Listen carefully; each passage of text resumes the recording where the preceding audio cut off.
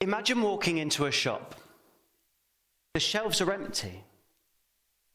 No vegetables, no bread, no fruit. The land that once grew our food has turned to dust. Farmers have abandoned their fields. And what was once green and thriving is now barren and lifeless. This isn't some dystopian future hundreds of years from now. If we don't change something, studies show that within 60 years, our soils will be too depleted to grow food. That's within our children's lifetimes. No soil, no food. No soil, no future. And yet we treat soil as if it's disposable. Something to plough, something to spray, something to strip of nutrients year after year. And for decades, we have stripped the life from the very thing that sustains us. And now, it's fighting back.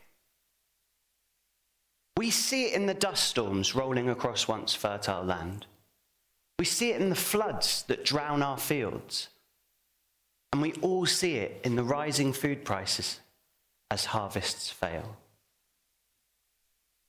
And the most terrifying part is that we have ignored the most powerful solution to climate change, food insecurity, and ecosystem collapse. One that has been beneath our feet the entire time. The soil. Healthy soil is not just dirt. It is a living, breathing ecosystem. And a single teaspoon of soil contains more microorganisms than there are people on planet Earth. And these tiny life forms are the workers of nature, and they do some extraordinary things. They pull carbon from the atmosphere and lock it safely in the ground. They filter water, preventing floods and droughts. And they grow food, providing the very nutrients that keeps every single one of us alive. But here's the problem. When we plough the land, when we drench it in chemicals and we strip it bare, we kill those microorganisms. We turn healthy soil into dust. And when our soil dies, it can no longer hold water, can no longer store carbon. And when we degrade our soils, we degrade our food. Now, we'll have all heard the advice to eat 5 fruit and veg a day. And that was the guidance for decades. Now experts are saying it's 10 fruit and veg a day. Why? Because the fruits and vegetables we eat today aren't as nutritious as they once were. Over the last 70 years, vitamins and minerals in our food have decreased significantly. In fact, an apple today has a fraction of the nutrients an apple had in the 1950s. So an apple today isn't keeping the doctor away anymore. And this goes the same for carrots, spinach, and almost all of the fresh foods that we eat. Why? Because soil is where food gets its nutrients from. When we strip it of minerals and microbial life, the plant that grows in the soil, that produces our food, has nothing to absorb. And so yes, we are eating more, but not necessarily because we are greedier, but because our foods are emptier. This isn't just about personal health. This is about survival. If we replenish our soils, we replenish the nutrients in our food. If we don't, we could be looking at a future where even our fresh food can't sustain and nourish us. And this isn't just an abstract problem. This is already happening. I want to tell you a story about a farmer called Gabe Brown. He was a conventional farmer in North Dakota. And like so many other farmers, he plowed, he sprayed, he stripped the land bare. He used fertilizers to keep his crops alive. And for a while, it worked. Until it didn't. Between 1995 and 1998, disaster struck. 4 consecutive years of hailstorms and drought wiped out all of his harvests. And no crops meant no income. His farm was on the brink of financial ruin. But what's more than that, the soil itself was failing. It could no longer hold water. It was lifeless and just blowing away in the wind. Gabe had 2 choices. He could give up, or he could change everything.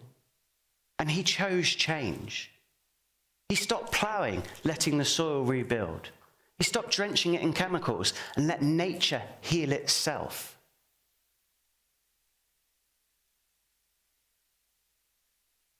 He planted cover crops to protect and feed the soil. He introduced livestock to fertilize it naturally, and he increased biodiversity. The transformation was staggering. His once barren land was a thriving ecosystem. It was able to hold water again, preventing droughts and floods. His crops grew healthier, more nutritious. And today's Gabe's farm isn't just surviving, it is thriving, even with the extreme weathers we face. A farm on the brink of collapse, brought back to life because he rebuilt the soil. And this isn't just one farmer's success story. This is a blueprint for survival. Because the fact is, soil knows how to heal itself. Nature has the answers. We just need to stop getting in the way. We don't need to invent billion-pound carbon capture technology. Healthy soil does it for free. We don't need to invest in costly flood defenses. Healthy soil holds water like a sponge for free. And we don't need to worry so much about food shortages. Healthy soil grows nutrient-dense crops naturally. And this isn't just about depleted farmland. This is about the extreme weathers we face everywhere. Chris Jones knew his land in Cornwall was in trouble. Years of flooding and years of heavy rains had destroyed his soils and wiped out his crops. His soil was so depleted, it could no longer hold water. Each flood was worse than the last. And Chris, like so many other farmers, he was working harder and losing more. Until he did something radical. He introduced nature's greatest water engineers, beavers. And within months, just months, everything changed. The beavers built dams, slowing the flow of water. They created wetlands that boosted biodiversity and replenished the soil. The land that had been drowning year after year after year was suddenly holding water in all the right places and in all the right ways. His land flourished. His business was more resilient. Not because he fought nature, but because he worked with it. 2 farmers, 2 totally different landscapes, 1 solution, the soil. And this isn't just a problem in North Dakota or in Cornwall. I work with my hands every day in the soil. In fact, this is the cleanest they've been in probably years. I see these same problems here on our shelves, on our farms, and in our soils in Hampshire. We are at a turning point. We can continue down this path, driving our lands to collapse, depleting our soils, and watching the consequences unfold. Or we can change everything. We can stop ploughing, letting the soils heal.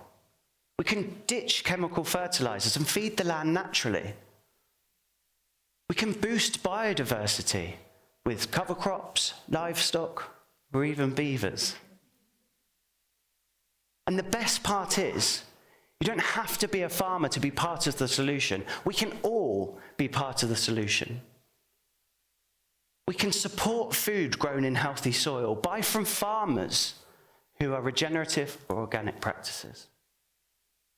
We can change the conversation, demand that governments support soil restoration instead of funding destructive agriculture. And we can bring biodiversity back. We can recognize that soil is not just dirt. And we can teach our children, we must teach our children, that it is the foundation of life. Because this is about more than farming. It's about climate change. It's about food security. And it's about our survival on this planet. The future of our planet is not written in the stars. It is written in the soil.